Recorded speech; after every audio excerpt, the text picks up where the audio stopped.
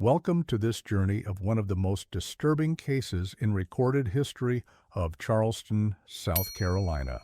Before we begin, I invite you to leave a comment about where you're watching from and the exact time you heard this story. We're interested in knowing where and at what times of day or night these documented accounts arrive.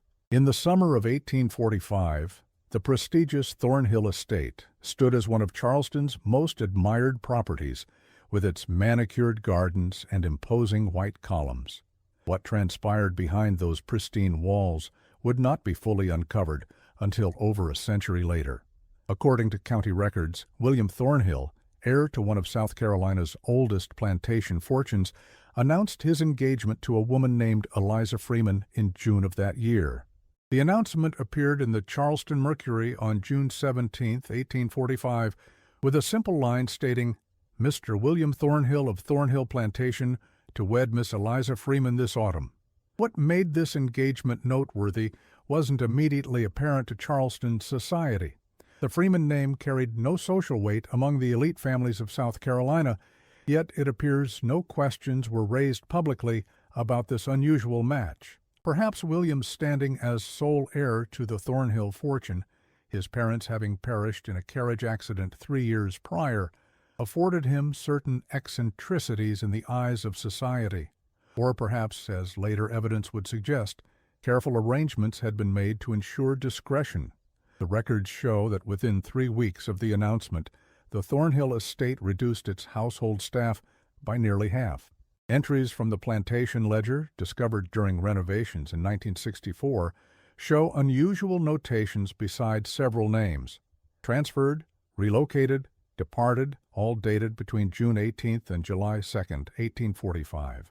The ledger, maintained in William's meticulous handwriting, shows increasing irregularities during this period: inkblots, crossed-out entries, and margins filled with cryptic symbols that graphologists have never successfully interpreted. Among those names marked "departed" was one that would later prove significant: Henrietta Freeman. According to property records, Henrietta had been purchased by the Thornhill family in 1840, one of 20 individuals brought from a neighboring plantation, when it faced financial collapse. What happened to Henrietta has been the subject of historical investigation for decades. The official record shows only that she was no longer present as of June 20th, 1845, just 3 days after the engagement announcement. Unlike other entries, no destination or explanation was provided for her absence. The Thornhill wedding took place on September 8, 1845, not at St. Philip's Church as would have been customary for a family of their standing, but in the private chapel on the plantation grounds. The ceremony, according to the overseer's records, was attended by only 5 witnesses, an unusually small gathering for a prominent Charleston family. The marriage certificate recovered from county archives in 1962 bears only the signatures of William Thornhill, Eliza Freeman, and the plantation's overseer, James Wilkes, serving as witness. No clergy signature appears on the document, raising questions about the legitimacy of the union in the eyes of both church and state. A receipt found among William's papers shows payment to a traveling minister from Virginia, who presumably performed the ceremony but departed immediately afterward. No record exists of this minister in Virginia church registries, suggesting either an administrative oversight or deliberate obfuscation. The most disturbing aspect of this case emerged in 1967, when Emerson College historian Dr. Margaret Wilson uncovered correspondence between the Thornhill plantation overseer and a business associate in Savannah. The letters, dated May 1845, made reference to William Thornhill's unusual interest in 2 women recently arrived from a plantation in North Carolina. The letter referred to them as the Freeman sisters and noted their remarkable similarity in appearance. The correspondent inquired discreetly whether Thornhill intended to separate the pair and offered to facilitate arrangements should Thornhill wish to relocate one without official documentation. According to census records from 1840, no free family by the name of Freeman resided in Charleston County. The name existed only in property ledgers. What exactly occurred at Thornhill Plantation in those summer months of 1845 remained buried for over a century, and perhaps some secrets are better left undisturbed. Records indicate that the marriage between William Thornhill and Eliza Freeman lasted less than 2 years. By winter of 1847, Eliza no longer appears in any household documentation. Her name resurfaces only once more in a physician's record dated December 18, 1847, which notes payment for services rendered to Mrs. Omeo Thornhill, with the notation unsuccessful. No death certificate was ever filed. No burial record exists in the Thornhill family cemetery. It is as if Eliza Freeman Thornhill simply ceased to exist. The plantation's reputation in the years following took a peculiar turn. Former residents of nearby properties, interviewed in the 1930s as part of the Federal Writers Project, described the Thornhill estate as a place avoided by locals. According to these accounts, the property developed a reputation for unnatural silence. One account, recorded from a 72-year-old former field worker named Solomon, stated simply, "That place went quiet, too quiet for so many souls living there. Folks said even the birds wouldn't sing on that land." Another interview subject, identified only as Martha, age 84, recalled, "My grandmother worked in the big house for a time. She wouldn't speak of it much, but told me once that the mistress there was not right in her mind. Said she would talk to herself in different voices, like she was having conversations with someone no one else could see. My grandmother left that place after seeing something in a mirror that she would never describe, not even to her dying day." The first documented investigation into the unusual occurrences at Thornhill didn't take place until 1948, when local historian Charles Montgomery began researching prominent Charleston families for the city's bicentennial publication. Montgomery's notes, preserved in the Charleston Historical Society, mention his difficulty obtaining information about the Thornhill family during the period of 1845–1848. According to his journal, several archives reported missing documents, and elderly members of neighboring families refused to discuss the Thornhill name altogether. Montgomery wrote on July 12, 1948, "Most peculiar resistance encountered today regarding the Thornhill research. Mrs. Eleanor Pinckney, whose family owned the neighboring plantation, became visibly distressed when I mentioned William Thornhill's marriage. She asked how I had learned of it, then refused to continue our interview. Before I left, she said only, 'Some marriages were never meant to be. Some unions violate more than just social conventions.' She would elaborate no further." Montgomery's research was never completed. According to a brief notice in the Charleston Evening Post dated October 3, 1949, he resigned his position with the Historical Society, citing health concerns, and relocated to Virginia. His personal journal, donated to the Historical Society by his widow in 1955, contains a troubling final entry regarding Thornhill. "I can no longer continue this line of inquiry. What I discovered in the county records room has convinced me that some histories are better left unexplored.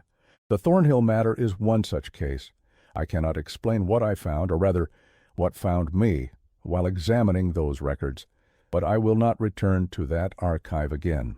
In a private letter to a colleague, discovered in 2000, Montgomery offered a single cryptic detail. "While reviewing the Thornhill documents, I experienced the distinct sensation of being observed. Upon turning, I saw no one, yet caught a reflection in the archive window, a woman in period dress, watching from behind me. When I turned again, the room remained empty.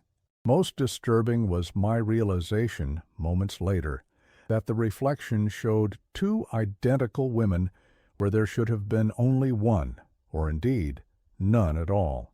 The Thornhill research remained untouched until 1960, when renovation work on the former plantation house, by then converted to a historical museum, uncovered a sealed compartment beneath the main staircase. The workman who discovered the compartment reported an unusual cold emanating from within, though it was August and Charleston was experiencing a particularly humid heat wave.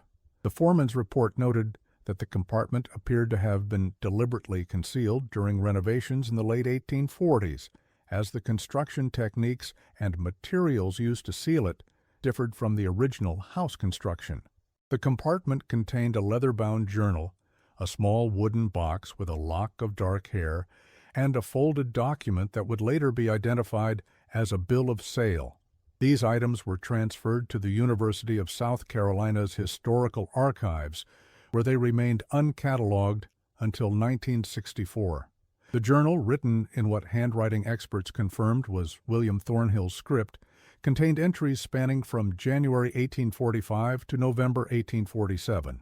The entries from June 1845 forward were described by the examining historian as increasingly erratic, with changes in penmanship, pressure, and even direction, some passages appearing to have been written from right to left, then reversed, as if viewed in a mirror.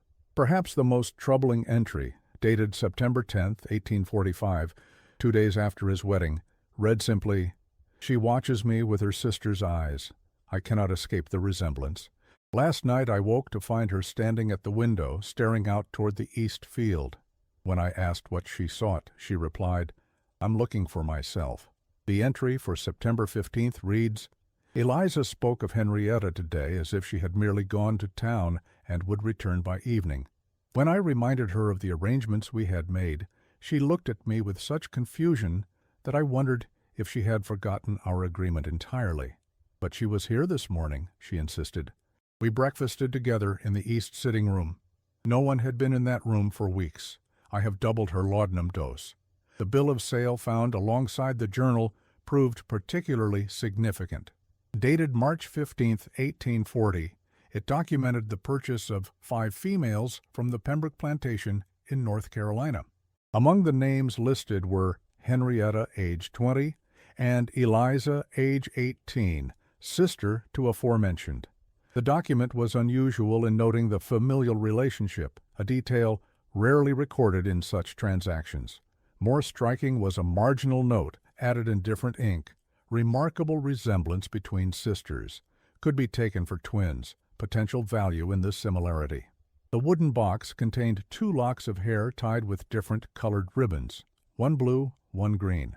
A small card inside bore only the initials EF and HF.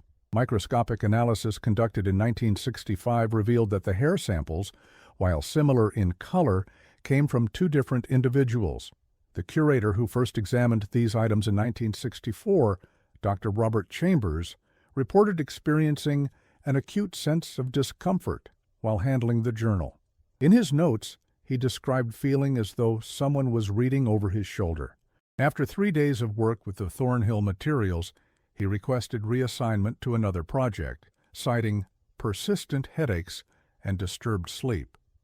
The journal was placed in storage, where it remained until Dr. Wilson's investigation in 1967. Dr.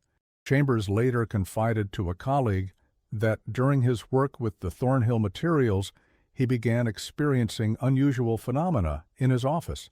Items moved from where he had left them, pages turned in books he had not touched, and, most disturbingly, the sensation of being watched by not one, but 2 presences simultaneously. The Thornhill Plantation continued operations until 1861, when it was partially burned during the early days of the Civil War. William Thornhill himself seemingly disappeared from Charleston society around 1850.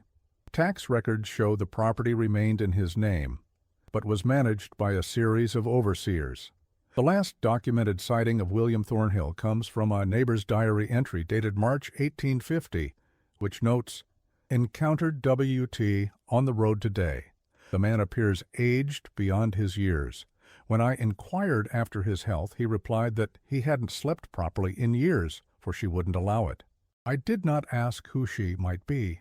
A search of medical records from Charleston's asylum, conducted in 1967, revealed no admission under the Thornhill name, though Dr. Wilson noted in her research that wealthy families often arranged private care for members suffering from mental disturbances, specifically to avoid public documentation of such conditions. A letter from William's cousin to a family member in Richmond dated 1851 makes oblique reference to poor William's continued seclusion, suggesting he may have been living in isolation either on the property or elsewhere under family supervision. After the war, the remaining Thornhill property was sold to the Harrington family, who maintained ownership until donating it to the Charleston Historical Preservation Society in 1952. Interviews with Harrington descendants conducted in 1965 revealed that certain portions of the house, specifically the East Wing, had remained unused throughout their ownership. According to Emily Harrington, whose grandfather purchased the property, that section of the house was simply not discussed. When, as a young woman, I asked why we'd never used those rooms, my grandmother told me they were reserved for previous occupants. I never asked again. Emily further recalled, "As a girl, I once ventured into the East Wing on a dare from my brother. I found nothing unusual in most rooms, merely abandoned furniture covered with sheets. But in the last room, the corner bedroom with the window that faced the old fields, I experienced something I've never been able to explain. Though the room was empty, I distinctly heard a woman humming softly. When I turned to locate the sound, it seemed to come from a different corner. Then I noticed the vanity table. Its surface was free of dust, unlike everything else in the room, and on it lay a silver hairbrush with dark hair still entangled in the bristles, as if recently used. I fled and never returned to that part of the house. During initial restoration work in 1952, workers reported unusual findings, including what appeared to be hidden rooms behind false walls in the east wing of the mansion. According to maintenance logs, workers refused to continue renovation in that section of the house after several reported feeling watched and experiencing sudden, unexplainable cold. The foreman's daily report from July 15, 1952, noted 3 men refused to return after lunch break, claimed to have heard a woman's voice in the sealed bedroom when no one was present. Remaining crew requesting reassignment to West Wing only. By July 20th, work in the East Wing had been suspended entirely. The Historical Society brought in architectural experts who confirmed that portions of the house appeared to have been rebuilt or modified around 1846. The modified rooms showed evidence of having once featured windows that were later bricked over and plastered. When questioned about the unusual design, the consulting architect noted that the modifications appeared designed to confine rather than exclude. Of particular interest was a bedroom in the far corner of the East Wing. Unlike other rooms that had windows bricked over from the outside, this room's window was sealed from within, with the brickwork then plastered and wallpapered over. According to the architect's report, the care taken to conceal these modifications suggests an intent to create a space that appeared normal to casual observation, while in fact being significantly altered from its original design. The architect also noted that the room contained an unusual feature, a large mirror affixed to the wall opposite where the window had been, positioned in such a way that it would have reflected the window before it was sealed. The mirror's frame showed signs of having been repeatedly removed and reinstalled, with different mounting holes visible in the plaster behind it. The most significant breakthrough in understanding the Thornhill case came in 1964, when Dr. Elizabeth Blackwood of Emerson College gained access to private correspondence between several prominent Charleston families from the 1840s. Among these were letters from Carolyn Pinckney, wife of a neighboring plantation owner, to her sister in Virginia. The letter, dated October 15, 1845, contained a disturbing observation. The situation at Thornhill becomes more curious by the day. William appears in public with his bride, who carries herself with unusual dignity for one of her reported background. However, there is talk among the house servants that the woman residing as mistress of Thornhill is not the same woman who arrived at the property in June. My own maid reports that Mrs. Thornhill refuses to respond when addressed as Eliza, by those who knew her before the wedding. Instead, she answers only to Henrietta. A subsequent letter, dated November 2nd, noted, "We dined at Thornhill last evening. The experience was most unsettling. Mrs. Thornhill appears somehow altered since I saw her at church last month. Her manner of speech has changed, her voice softer, her words more carefully chosen." When I mentioned this change to William, he became visibly agitated and changed the subject. Most curious was Mrs. Thornhill's reaction to her own reflection in the dining room mirrors. She seemed startled each time she caught sight of herself, as though seeing a stranger. On December 18th, Caroline wrote, "The rumors regarding Thornhill grow more disturbing. My husband's valet, who maintains acquaintances among the Thornhill staff, reports that Mrs. Thornhill is now confined primarily to the east wing of the house. William has given strict instructions that she is not to be disturbed, and meals are left outside her door. The staff speak in whispers of hearing two voices from within her rooms, both female, engaged in what sounds like the same conversation repeated endlessly. William himself appears increasingly haggard, as though suffering from prolonged sleeplessness. Local newspapers from September through November 1845 make no mention of anything unusual regarding the Thornhill marriage, suggesting that whatever occurred remained private or was deliberately kept from public knowledge. However, church records from St. Philip's show that the Thornhill family pew remained vacant throughout the autumn of 1845, despite William's previous regular attendance. By December, the couple had resumed attendance, though they arrived late and departed immediately following the service, avoiding the usual social interactions. A parish register entry, discovered by Dr. Wilson, notes a visit from William to the minister on December 4th, 1845. The minister recorded only, "Mr. T. sought counsel regarding matters of the soul, specifically whether one soul might inhabit two bodies or two souls, one body. His questions betrayed a troubled mind. Recommended prayer and contemplation of Ecclesiastes."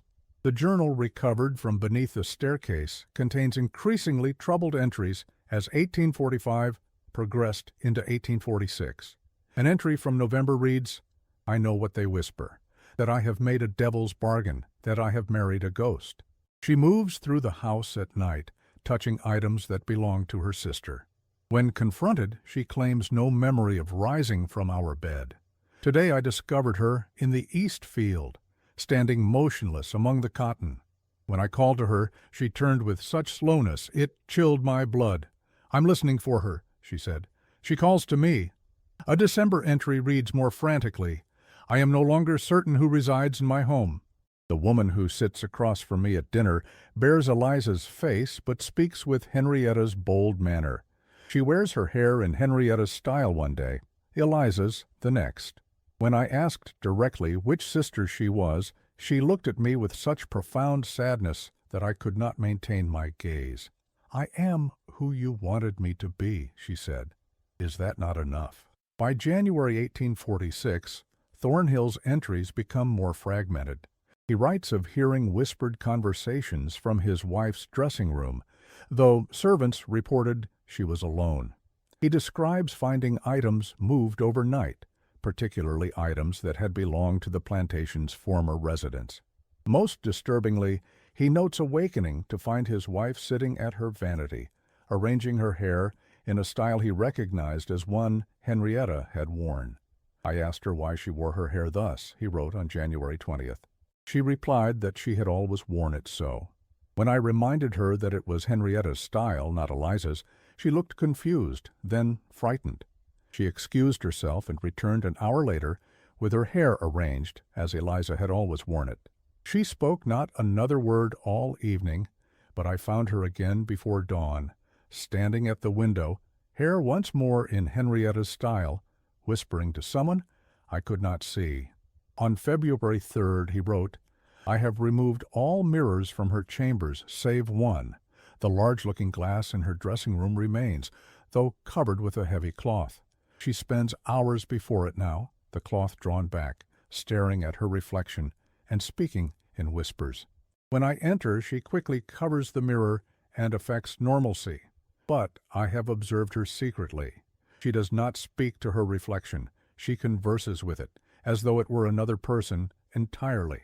According to Plantation records, in February 1846, William Thornhill dismissed the remaining household staff who had been present before his marriage, replacing them entirely with workers from outside Charleston. The new staff would have had no knowledge of either Eliza or Henrietta Freeman prior to their arrival. Payroll ledgers show significant increases in wages, suggesting Thornhill paid a premium to maintain staff during this period.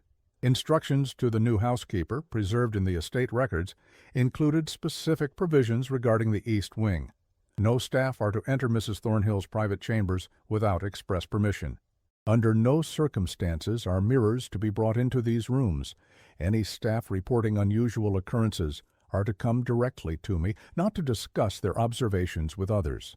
A letter from the new housekeeper to her sister, preserved in a private collection and made available to researchers in 1966, offers insight into the household atmosphere. The position pays handsomely, though I now understand why. The master rarely leaves his study, and Madame keeps to herself in the East Wing. We are instructed never to enter her rooms unannounced and to leave meals outside her door rather than serve her directly. Most peculiar are the instructions regarding mirrors. We are to keep them covered in Madame's presence. When I asked why, I was told only that Madame finds her reflection disturbing. The letter continues, "Yesterday I encountered a situation I cannot explain. While arranging flowers in the main hall, I distinctly saw Madame enter the library at the end of the corridor. Not 5 minutes later, as I ascended the stairs, I observed her on the landing above me, moving toward her chambers. She could not possibly have left the library and reached the upper floor without passing me in the hall. When I mentioned this to the butler, he advised me never to speak of such observations, especially not to the master." Local physician, Dr. James Harwood's records, preserved in the Medical University of South Carolina archives, show frequent visits to Thornhill Plantation between March and July 1846. The recorded symptoms for Mrs. Thornhill included nervous agitation, periods of dissociation, and failure to recognize herself in mirrors. Dr. Harwood prescribed laudanum and recommended sea air, a common treatment for what was then termed hysteria. A private note in Dr. Harwood's personal journal, dated April 1846, reveals his own unease. "The Thornhill case defies medical understanding. The patient exhibits symptoms of multiple distinct conditions simultaneously. Most troubling is her apparent belief that she is two different persons occupying the same body. When questioned about certain events or preferences, she responds with confusion, claiming no memory, then moments later recalls details with perfect clarity. Mr. Artosturi.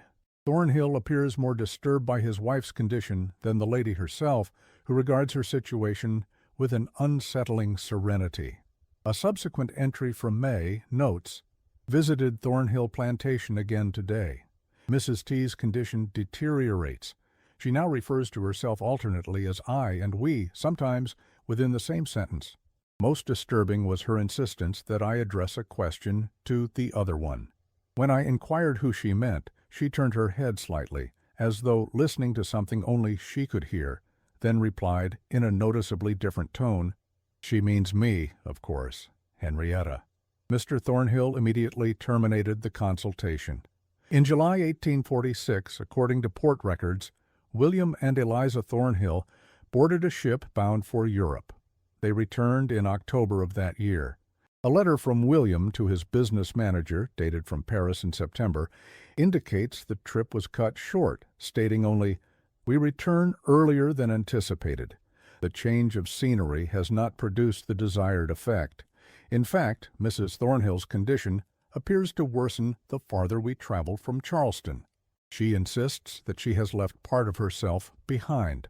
The ship's manifest for their return journey lists only William Thornhill as a passenger, though customs records at Charleston port note the arrival of both Mr. and Mrs. Thornhill. This discrepancy was highlighted by Dr. Wilson in her 1967 research, but never satisfactorily explained. A hotel register from their Paris stay, located in 1968, shows William Thornhill signing for 2 guests, but staff recollections recorded in the hotel's logbook mention only that the American gentleman dined alone each evening, though food for 2 was always delivered to his suite. Upon their return, the Thornhills withdrew almost entirely from Charleston society. Delivery records from local merchants show that all household provisions were left at the property gates rather than brought to the house directly, an unusual practice for the time.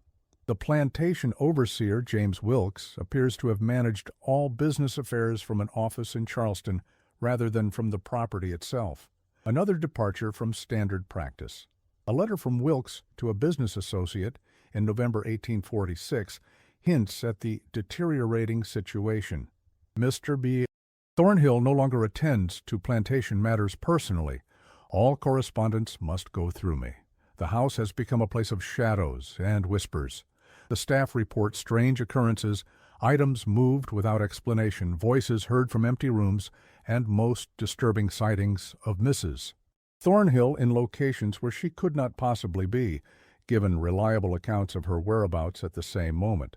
Wilkes elaborates in a subsequent letter. The housekeeper gave notice yesterday, the third to do so in as many months. Her explanation was most disturbing. She claims to have been serving tea in the drawing room when Mrs. Thornhill entered from the hall. As she turned to greet her mistress, she caught sight of the same figure passing by the garden window outside. When she looked back, the drawing room was empty. I cannot account for these reports except as manifestations of superstitious imagination, yet their consistency across multiple witnesses gives me pause. The last dated entry in William Thornhill's journal is from April 16, 1847. It reads simply, "I can no longer tell which one she is. Perhaps they have both become something else entirely. Last night she asked if I regretted my choice. When I asked which choice she meant, she smiled in a way I had never seen before. The choice to keep us both, she said, one in body, one in spirit." What happened in the months between this final entry and the physician's note from December 1847 regarding unsuccessful treatment remains unknown. Land transaction records show that in February 1848, William Thornhill transferred ownership of his cotton fields to a business associate, while maintaining ownership of only the main house and immediate grounds. His signature on these documents, compared to earlier examples, shows a noticeable tremor.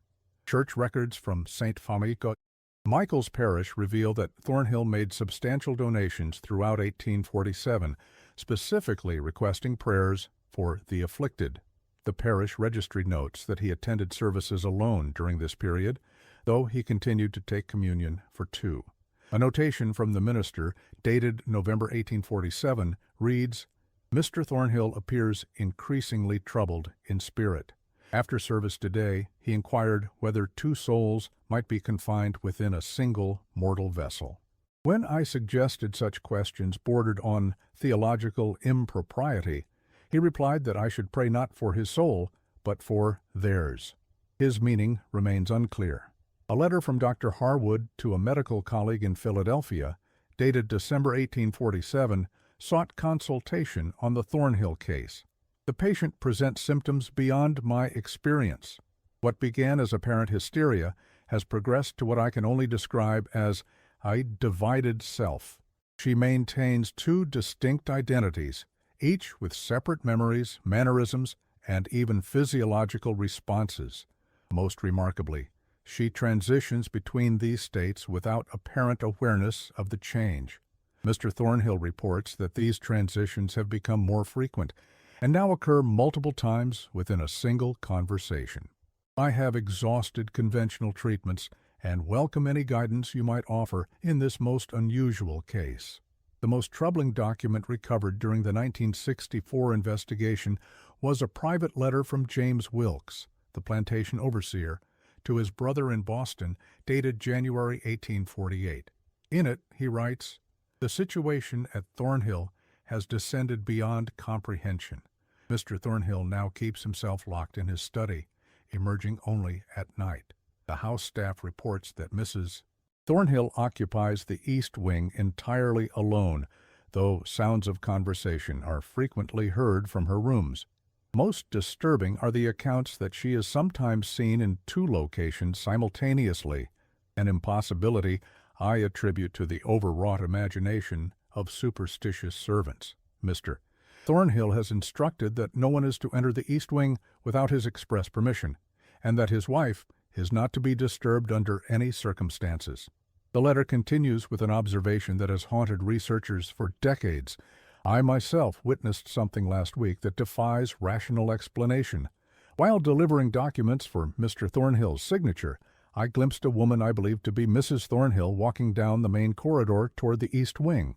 Moments later, upon entering Mr. Thornhill's study, I observed through the window that same figure, identical in every aspect of dress and appearance, standing in the garden below. When I remarked on Mrs. Thornhill being in the garden, Mr. Thornhill rushed to the window, then immediately ordered me from the house. As I departed, I heard him lock his door, then move through the house calling his wife's name, first Eliza, then Henrietta, with increasing desperation. Church records from St. Michael's indicate that in March 1848, William Thornhill made a substantial donation for prayers of intercession, a practice typically associated with concerns for the souls of the deceased. The donation was accompanied by two names, Eliza and Henrietta Freeman. The case might have remained nothing more than a curious historical footnote had it not been for the discovery made during renovations in 1960. Behind one of the bricked-up windows in the east wing, workers found a small hollow containing several personal items, a silver hairbrush with dark hair still entangled in its bristles, a woman's leather glove, and, most significantly, a folded piece of paper that proved to be a partial letter. The letter, written in a flowing feminine hand, was addressed simply to Sister and dated June 19, 1845, the day before Henrietta Freeman disappeared from Plantation records. The content of the letter, though damaged by time and moisture, was partially legible. He has made the offer as we discussed, I am afraid, but see no alternative. You must be gone before the announcement appears.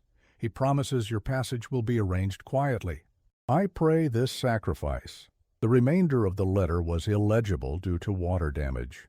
What makes this letter particularly unsettling is the handwriting analysis conducted in 1965. When compared with samples of Eliza Thornhill's writing from plantation records after her marriage, experts noted distinct similarities in style, but subtle differences in formation, as if the same person were attempting to write in two different hands.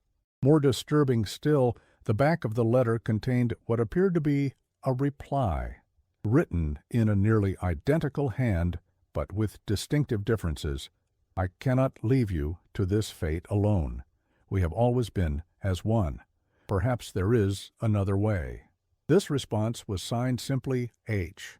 Historians analyzing the Thornhill case in the 1960s proposed several theories about what transpired during those months in 1845. The most widely accepted interpretation suggests that William Thornhill, having developed an attachment to Henrietta Freeman, arranged a deception wherein her sister Eliza would take her place as his bride, allowing Henrietta to be transported north to freedom. The psychological toll of this deception, combined with possible remorse or even supernatural elements, according to local folklore, led to Eliza assuming aspects of her sister's identity. A darker theory proposed by Dr. Wilson in her 1967 research suggests that Henrietta never left the plantation at all, but was instead confined within the house, possibly in the modified rooms of the East Wing, while her sister maintained the public role of Mrs. Thornhill. This theory draws support from architectural evidence of rooms designed for concealment and confinement, as well as the persistent accounts of two identical women being seen in different parts of the house simultaneously. Dr. Wilson wrote, "The physical modifications to the East Wing suggest a purpose beyond mere architectural preference. The sealed rooms, hidden passages, and unusual attention to mirrors all point to an environment designed to contain someone while maintaining the illusion of normalcy. If Henrietta remained on the property, physically present but hidden from society, it might explain the psychological deterioration observed in both William and Eliza Thornhill. Living a deception of such magnitude would exact a tremendous mental toll. In 1967, Dr. Wilson published The Thornhill Deception, presenting evidence that William Thornhill had maintained correspondence with associates in Philadelphia regarding the safe arrival of a woman matching Henrietta's description. However, the last such correspondence was dated August 1845, after which no further mention of her appears in any recovered documents. Adding to the mystery, parish records from a small church outside Philadelphia contain an entry dated October 1845, noting the burial of an unnamed woman described only as recently arrived from the South. The cause of death was not recorded. The church's modest records show a payment for this burial from a W.T. of Charleston, suggesting Thornhill's involvement. Dr. Wilson's research also uncovered a letter from William Thornhill to a former classmate in Philadelphia, dated July 1845, which read, in part, "The arrangement has been made as discussed. H will arrive by month's end. I trust you to ensure her safe establishment in suitable accommodations, distant from curious eyes. E has agreed to the terms, though I fear the separation weighs heavily upon her." The resemblance between them is remarkable, so much so that I sometimes wonder if I will be able to tell which sister remains with me. A response to this letter, dated August the 12th, reports, "Your protégée arrived as scheduled, though in poor health from the journey. She speaks constantly of her sister and expresses deep regret at their separation. Most concerning is her insistence that she will return to Charleston regardless of the danger. I have arranged for close supervision, as her state of mind appears increasingly unstable." The final letter in this exchange, dated September 30th, states only, "I regret to inform you that despite our best efforts, the situation has become untenable. By the time this reaches you, certain irrevocable events will have transpired. I recommend you prepare yourself for the possibility of an unexpected return." By 1850, William Thornhill no longer appears in any Charleston records. A passenger manifest from November 1849 lists a W. Thornhill boarding a ship bound for England, though no record confirms his arrival. The Thornhill family properties eventually passed to distant relations who showed no interest in maintaining the estate. Local legends surrounding the Thornhill plantation persisted well into the 20th century. Residents of the area reported unusual phenomena, lights appearing in the abandoned east wing, the sound of a woman's voice when no one was present. During the brief period when the house functioned as a museum in the early 1950s, visitors reported unusual cold spots and the overwhelming sensation of being watched, particularly in what had been Eliza Thornhill's dressing room. One museum guide, employed from 1953 to 1955, provided a written account of her experiences in the house. The east wing had a different atmosphere from the rest of the property. The air felt heavier there, as if it were difficult to breathe fully. Visitors would frequently comment on feeling lightheaded or disoriented. Most disturbing were the mirrors. On several occasions, visitors reported seeing reflections that moved independently or showed figures not present in the room. After the third such incident, we covered all mirrors in that section of the house. The guide further noted, "On my final day of employment, I was closing the east wing for the evening when I heard what sounded like two women conversing in the corner bedroom. I distinctly heard one voice say, 'They still don't understand. We can never be separated.' The second voice, almost identical but slightly softer, replied, 'We never were.' When I entered the room, it was empty, though the air felt charged, as if recently occupied. That evening, I submitted my resignation." In 1955, the Historical Society closed the East Wing to visitors after several reported feeling suddenly ill or experiencing intense emotional distress. One visitor, a middle-aged woman from Virginia, was documented by museum staff as becoming hysterical after entering the former bedroom, claiming to have seen a woman seated at the vanity table, brushing her hair. When staff entered the room, they found the antique brush previously displayed on a shelf placed on the vanity table. The woman later provided a written statement. What disturbed me most was not simply seeing a figure that shouldn't have been there, but the fact that when she turned toward me, her face seemed to shift between two nearly identical visages, as though two women were occupying the same space. Then she spoke, one voice, but somehow containing two distinct tones simultaneously, saying only, "We've been waiting for someone to see us both." The museum's director at that time, Edward Hamilton, ordered a thorough examination of the East Wing to rule out practical explanations for these occurrences. His report, filed in April 1955, concluded, while many reports can be attributed to suggestion or the power of local legends to influence perception, certain events defy conventional explanation. Staff members with no knowledge of the property's history have independently reported identical phenomena, particularly the sensation of being followed along the main corridor and the distinct impression of a woman's voice calling a name that sounds like Henry or Henrietta. The report continues, of particular concern is the large mirror in what was once Mrs. Thornhill's dressing room. Despite being covered with a heavy cloth when not in use for tours, this covering is repeatedly found removed during morning inspections, though the room remains locked overnight. On 3 separate occasions, staff members report having seen a reflection in this mirror that does not correspond to the actual occupants of the room. Specifically, the image of a woman in period dress standing behind viewers, though no such person is physically present. The Thornhill Plantation House was eventually closed to the public entirely in 1962, following a small fire of undetermined origin in the East Wing. Though damage was minimal, the psychological impact on staff led to mass resignations. The property was sealed and remains under the ownership of the Historical Society, though no preservation efforts have been made since. Dr. Wilson's final assessment of the case, published in the Journal of Southern History in 1968, concluded, "The tragedy of Thornhill Plantation appears to be one of psychological deterioration precipitated by moral compromise."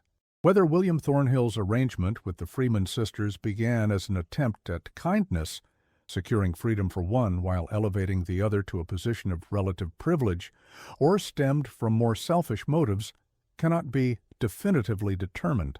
What seems clear is that the deception, once begun, created an escalating cycle of guilt, paranoia, and psychological fracture that ultimately consumed all involved. The most disturbing aspect of Wilson's research came during her interview with Sarah Jenkins, a 98-year-old woman whose grandmother had worked briefly at Thornhill in late 1847. According to Jenkins, her grandmother claimed that by December of that year, the household staff believed that Mrs. Thornhill had become two people. She would be seen entering a room that had no other exit, but would not be found inside when someone followed. Items would disappear from her dressing table, only to be found in distant parts of the house. Most unnervingly, Jenkins' grandmother reported that Mrs. Thornhill's reflection in mirrors sometimes moved independently of her. Jenkins recounted, "My grandmother wouldn't speak of Thornhill after dark.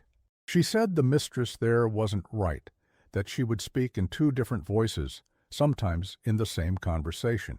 The household staff believed that the spirit of the other sister, the one who was sent away, had returned and taken residence alongside the first. My grandmother said the master knew this too, and it drove him to madness."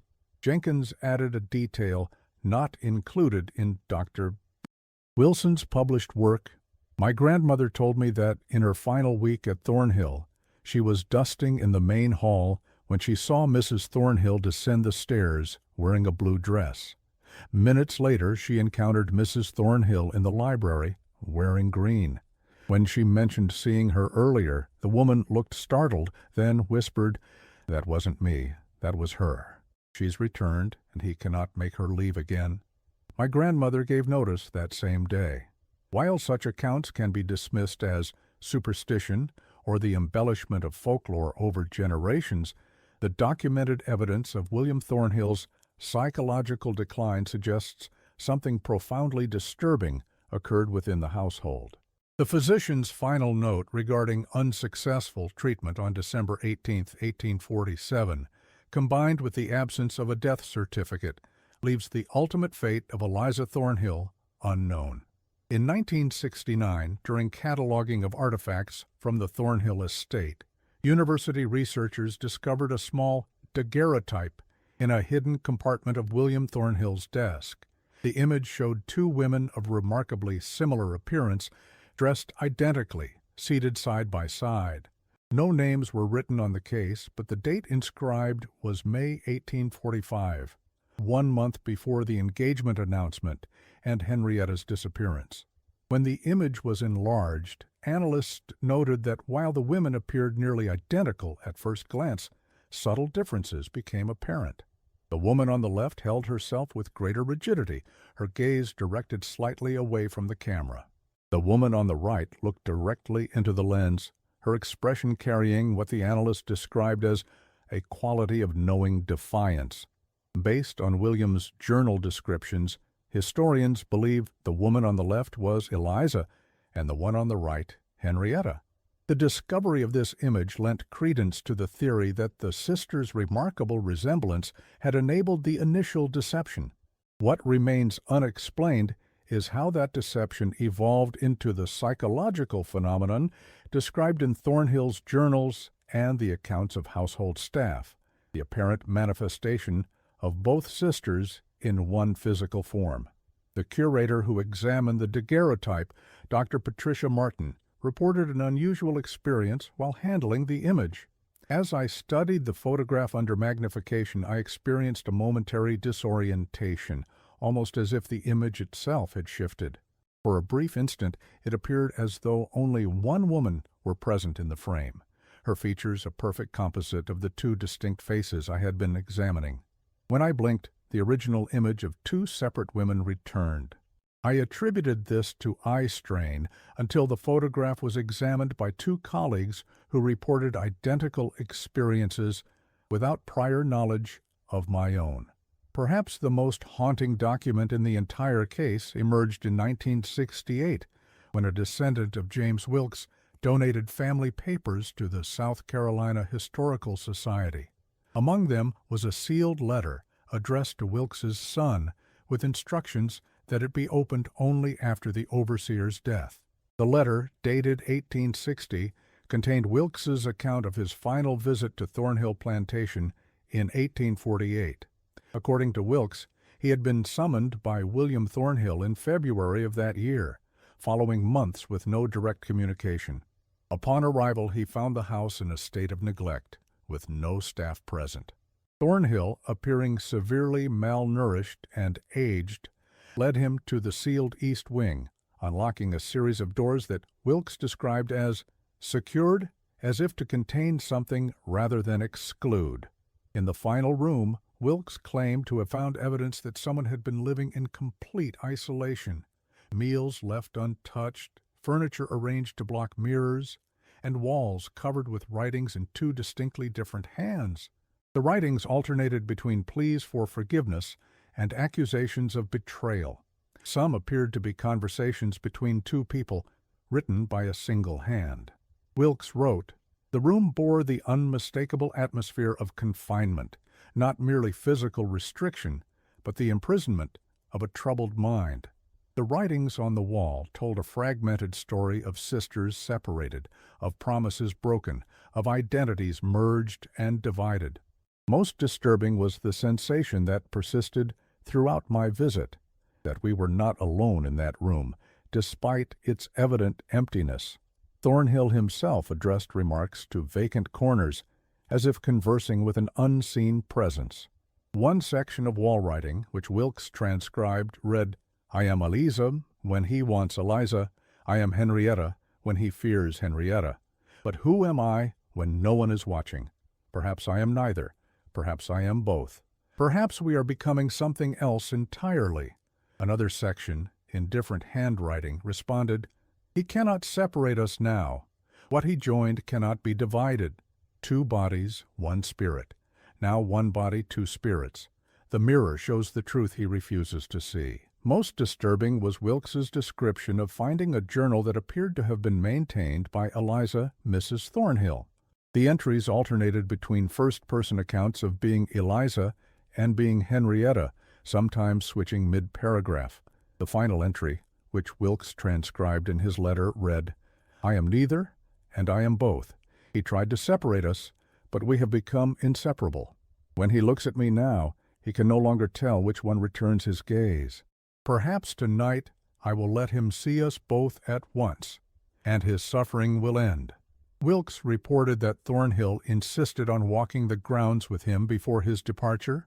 As they passed the small cemetery where generations of Thornhills were buried, Thornhill pointed to 2 freshly prepared graves with no headstones. According to Wilkes, Thornhill stated, "One for each of them, though I can no longer tell which is which. Perhaps it doesn't matter. They seem to have become something else entirely, something that cannot be separated even by death." Thornhill then made a confession that Wilkes recorded verbatim. "I thought I could possess her, either of them, both of them, but they have possessed me instead. The bargain I struck was not with them, but with something I cannot name." Henrietta never reached Philadelphia, Wilkes. The arrangements were made, the journey begun, but she returned before crossing the Mason-Dixon line. She said she could not leave her sister to bear her fate alone. "Since that night, I have lived with them both, though I see only one form.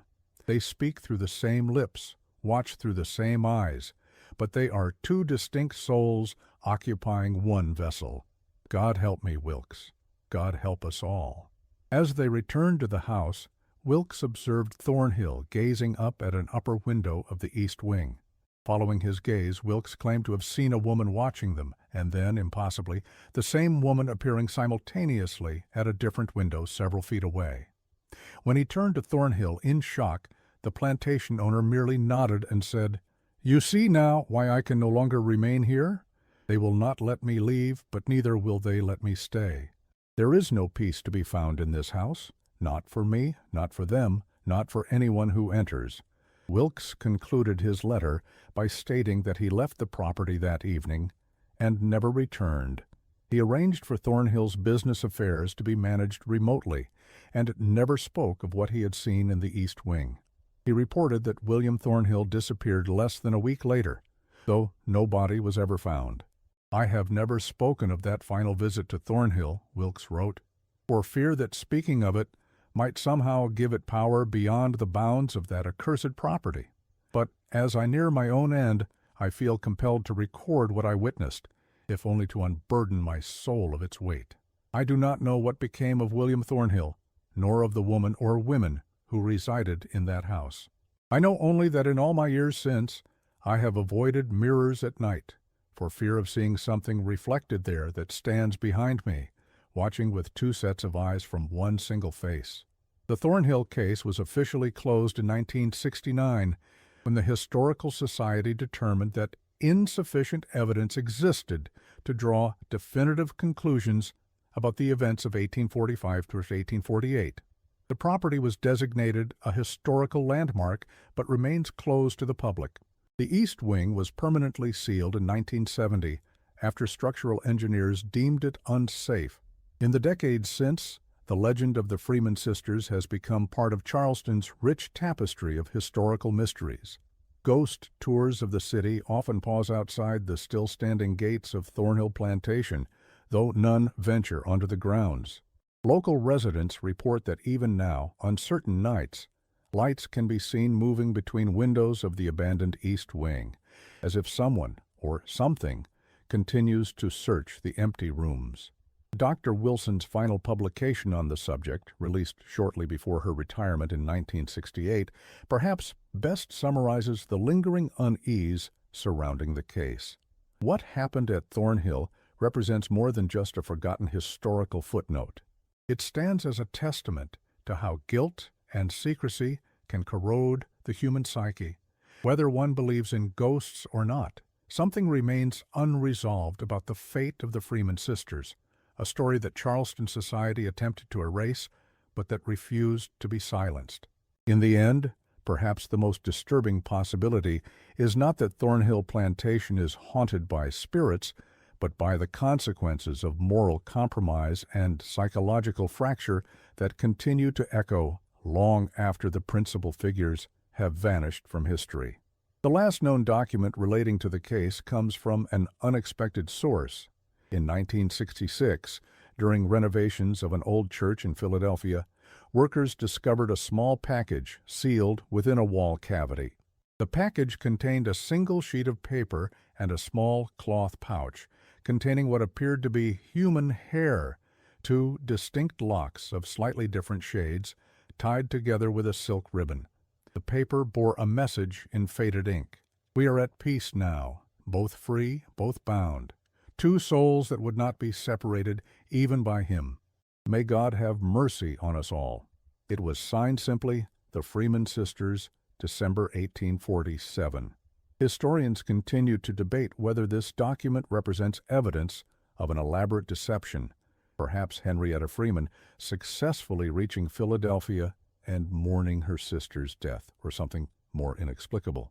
The handwriting, when compared to the partial letter found at Thornhill Plantation, appears to be the same, yet subtly different, as if written by the same person in two distinct states of mind.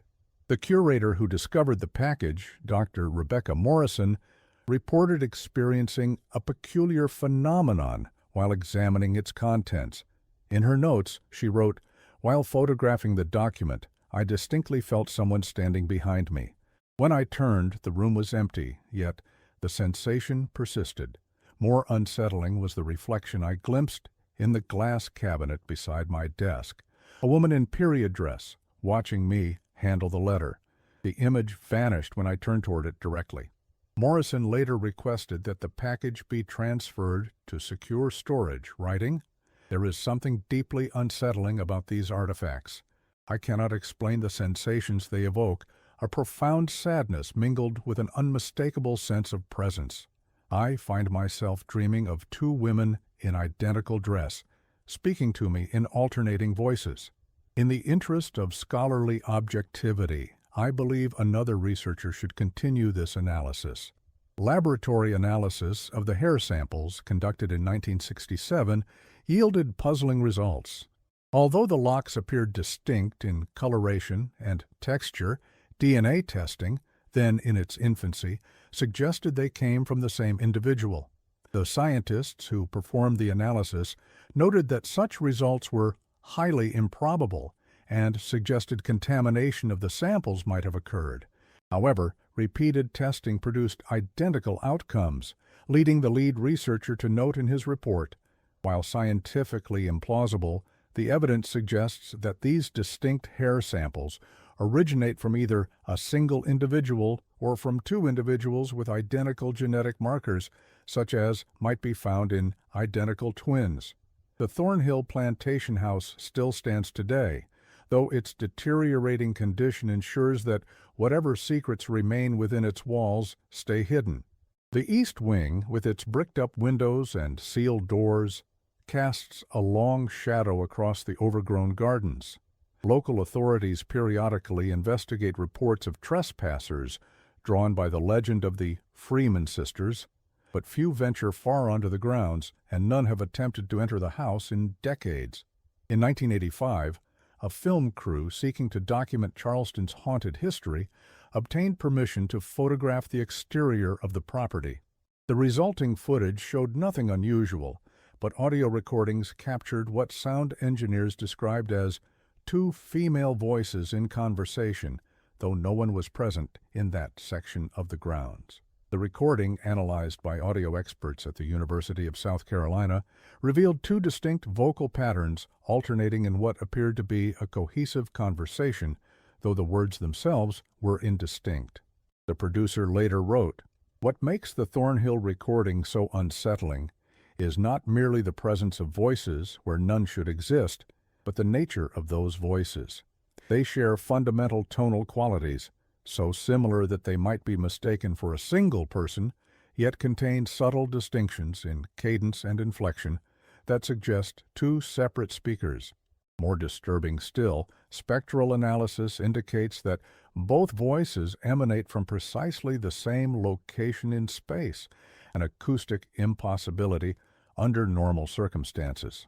Perhaps some mysteries are best left unresolved. Some doors, once opened, cannot be closed again. And some choices, once made, create echoes that resonate far beyond their time. What happened to William Thornhill, to Eliza Freeman, to Henrietta Freeman? These questions may never find complete answers. But the case stands as a grim reminder of an era when people were property, when identities could be erased with the stroke of a pen, and when the powerful could remake reality according to their desires, at least until reality itself rebelled against the deception. For those who study the case, one detail continues to provoke unease. In all the documents, journals, and letters recovered from Thornhill Plantation, William Thornhill never once directly addresses his wife by name after their wedding day. Not as Eliza, not as Henrietta. In his final journal entries, he refers to her only as she or her, as if uncertain to the very end who exactly he had brought into his home. And perhaps, in the end, she was neither woman, but something born from the space between them, a manifestation of guilt, of defiance, of a bond between sisters that transcended even the brutal realities of their time, something that could not be owned, could not be controlled, and would not be forgotten. In 1960, the last living Thornhill descendant, a great-niece who had never visited the property, ordered the family plots in the cemetery opened and the remains reinterred in the family mausoleum in Charleston proper. According to the exhumation records, the workers found something unexpected. In addition to the marked Thornhill graves, they discovered two unmarked plots at the edge of the cemetery. When opened, both were empty. The foreman's report noted only, "Graves appear to have been prepared, but never used. No evidence of remains or burial containers present." When this information reached the great-niece, she reportedly abandoned the reinterment project entirely and refused further contact with the Historical Society. Her only comment, recorded by her attorney, was, "Let them rest where they are." All of them? A final curious detail emerged in 1968 when a retired groundskeeper who had maintained the Thornhill property during the Harrington ownership was interviewed by Dr. Wilson. The man, then in his late 80s, recalled that the East Wing had been avoided by staff long before the Historical Society acquired the property. When asked why, he explained, "There was a room up there, the corner bedroom with the bricked-up window, where no matter how many times you cleaned, you'd always find the same thing the next day, two indentations on the bed, side by side, as if two people had been sitting there. And sometimes, if you listened at the door in the early morning, you'd hear two women talking, same voice but different somehow, like one person pretending to be two, or maybe two pretending to be one." The groundskeeper added a final observation that did not appear in Wilson's published work. "The mistress of the house, Mrs. Harrington, that is, once told me something strange. She said that when they first moved in, she found an old journal hidden in the library. In it, someone had written, 'They cannot be separated now. What was done cannot be undone. Two became one, and one became two.' Mrs. Harrington burned the journal that same day, but told me she always felt as though the house remembered what she had read, even if she tried to forget. To this day, on quiet nights, locals report seeing a light moving between windows of the abandoned Thornhill mansion, passing from the master bedroom to the sealed east wing and back again, as if someone continues an endless search. Some claim to have seen a woman's silhouette at the uppermost window, looking out toward what was once the east field. And occasionally, in a phenomenon that has defied explanation, they report seeing her in two windows simultaneously, as if watching and being watched across the divide of time itself. Perhaps William Thornhill's final journal entry, though incomplete, offers the most fitting epitaph for this disturbing chapter in Charleston's history. I understand now the nature of my sin. It was not in separating them, but in believing they could ever truly be separated. They were always one, even when apart. And now they are neither apart nor together, but something for which I have no words. May God forgive what I have. The remainder of the page was torn away, leaving us to wonder what final insight or confession William Thornhill might have offered, and whether the Freeman sisters, in whatever form they may have continued to exist, ever found the peace that eluded them in life. As historians continue to study this case, one question persists beyond all others. What truly happened to Eliza and Henrietta Freeman? Did one sister sacrifice herself so the other might find freedom, only to have that sacrifice undone by bonds stronger than slavery itself? Did William Thornhill's attempt to possess and control these women ultimately result in his own psychological unraveling? Or is there some other explanation, something that lies beyond our conventional understanding of identity, consciousness, and the boundaries between body and soul? Whatever the truth may be, the Thornhill plantation remains a silent witness to events that Charleston society has long attempted to forget, a reminder that some bonds cannot be broken, some connections cannot be severed, and some stories refuse to remain buried, no matter how deeply we try to conceal them beneath the polished facade of history.